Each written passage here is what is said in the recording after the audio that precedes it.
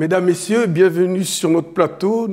Nous vous proposons aujourd'hui de la pétanque avec l'organisation du tournoi ouvert à tous, ensuite l'organisation du challenge René Lemaire.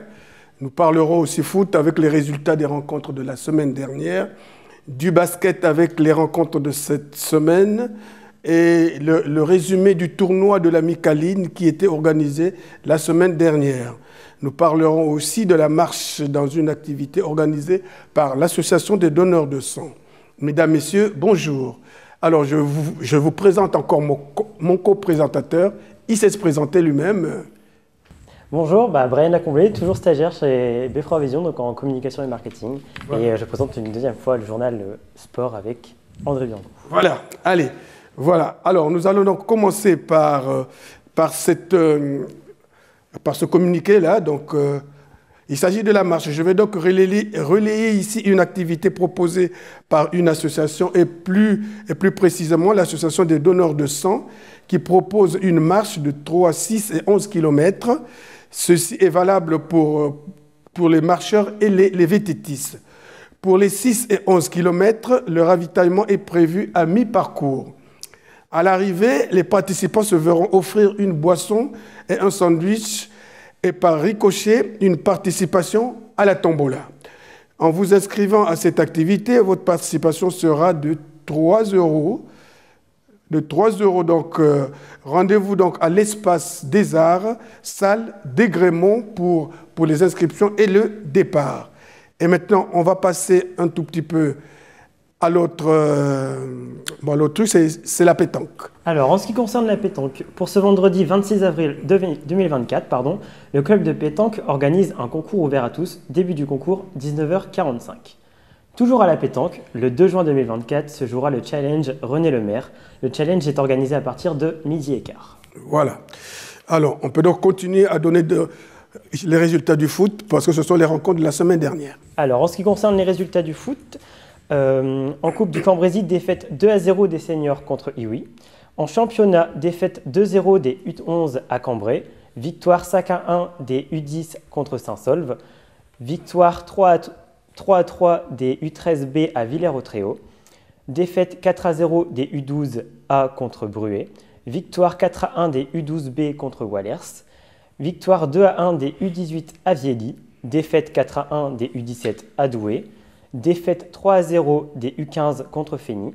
Victoire 3-0 des seniors A à Douzy et victoire 8-0 des seniors B contre Boislincourt.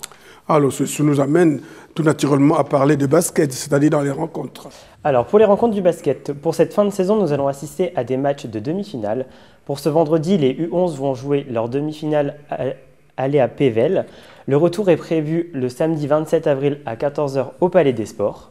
Auparavant, les U13 filles B reçoivent Rimbancourt en demi-finale, retour ce vendredi 26 avril 2024 à 20h au Palais des Sports. Le match aller s'était soldé par le score de 42-37, autrement dit par une défaite cartésienne qui va tenter de prendre sa revanche. Ainsi, donc rendez-vous au Palais des Sports vendredi à 20h. Voilà. Alors, dimanche dernier, il se passait vraiment l'événement que nous savons tous. Alors pour le basket, dimanche dernier, 21 avril 2024, a eu le tournoi national des U15. Au Palais des Sports, on comptait des équipes venues des Hauts-de-France, notamment Maubeuge, Écodeuve, Condé, Solesmes, Le Cateau, Caudry, Saint-Paul-sur-Thiernoise. Et justement, après toute une journée de matchs successifs, le tournoi de la Micaline a pris fin avec le classement que voici. Premier, Saint-Paul-sur-Thiernoise. Deuxième, Écodeuve 1. Troisième, Solesmes. Quatrième, Maubeuge. Cinquième, la CJBB, donc le Cateau. Sixième, Condé. Septième, Caudry. Huitième, Écodeuve 2. Alors, le Palais des Sports a été pris d'assaut par les équipes, parfois plusieurs matchs, sous le regard presque médusé de Claude Delcourt, dont voici le reportage. Mon équipe, j'en suis content, on finit à la 5e place sur 8. C'est pas le meilleur des classements possibles, mais j'en suis très content. Ils m'ont agréablement surpris, ils ont élevé leur niveau de jeu aujourd'hui et c'est ce que j'espérais. Donc c'est une très bonne journée, je pense qu'eux se sont bien amusés aussi et c'est ce qu'on recherche dans un tournoi. Alors quels ont été les points forts, les points faibles de l'équipe? La concentration, c'est le gros point faible Et le point fort aujourd'hui, ça a été la cohésion. Vous avez tous envie, s'encourager. Et il n'y a pas de secret, hein, ça aide toujours.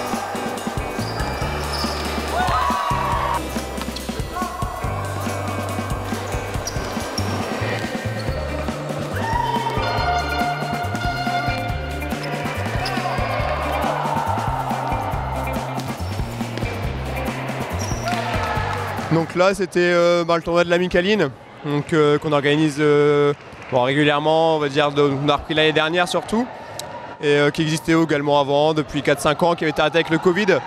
Mais c'est une habitude qu'on a ici et toujours une bonne journée. Alors là on avait donc une équipe de Lecato, 2 équipes d'Éco-d'Èvre, on avait Caudry également qui était là donc, pour le secteur Cambrésis. Après on avait Condé, Maubeuge, les vainqueurs, Saint-Paul-en-Ternoise, et il me manque une équipe.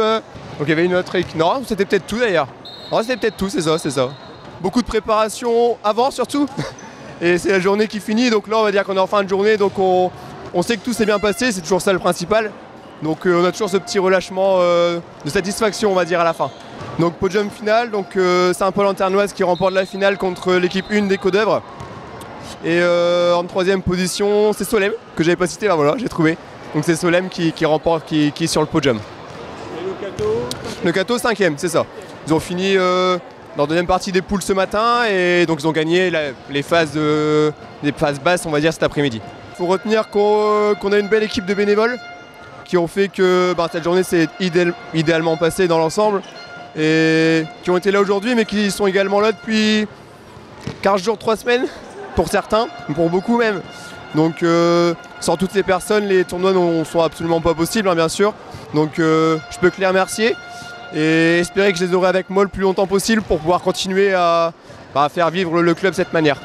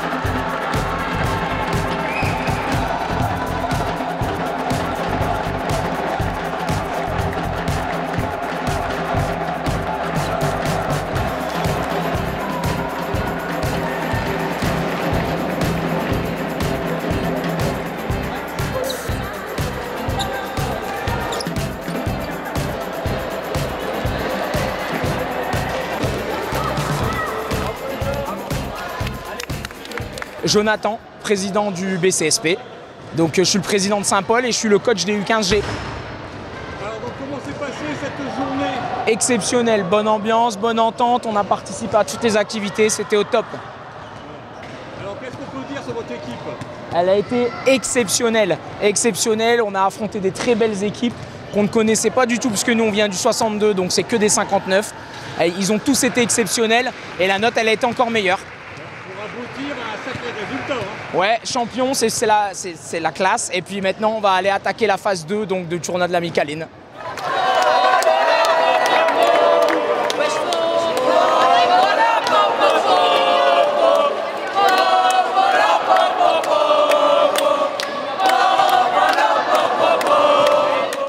Voilà, mesdames, messieurs, j'ai encore été très heureux de présenter cette page avec toi. Hein. Plaisir partagé. Bon, il ne reste donc plus qu'à vous souhaiter une excellente fin de semaine et à nous revoir très prochainement sur ce même plateau en vous disant tous merci et à bientôt. À bientôt, au revoir. Bon, est-ce que tu as encore un petit mot à dire aux amis de l'établissement Eh ben, je vous souhaite un bon visionnage donc, pour la page de sport et également pour le journal qui arrive. Et restez fidèles. Bien. Merci à vous. Merci, au revoir.